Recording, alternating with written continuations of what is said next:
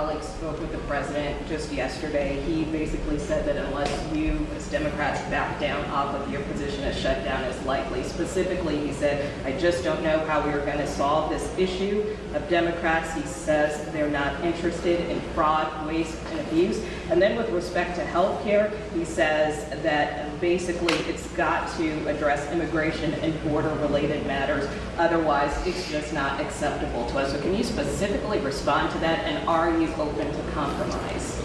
We've said from the beginning that we're willing to find a bipartisan path forward, and our line in the sand is the bill has to help everyday Americans, not hurt everyday Americans. Let's be clear about what this group of people have done. This one big ugly bill that Republicans passed, they're telling the American people what they're all about.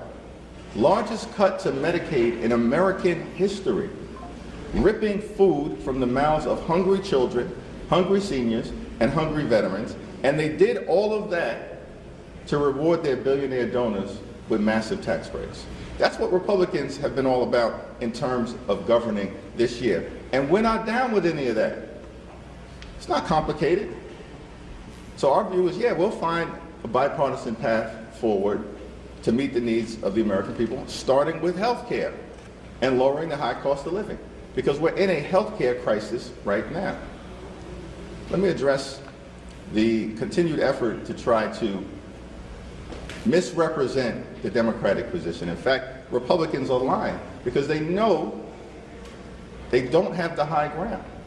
They have a weak position because they're trying to continue to hurt the American people.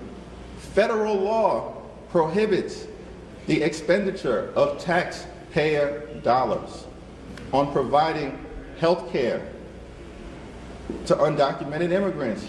Nowhere have Democrats suggested that we're interested in changing federal law. The question for the president is whether he's interested in protecting the health care of the American people. Mr.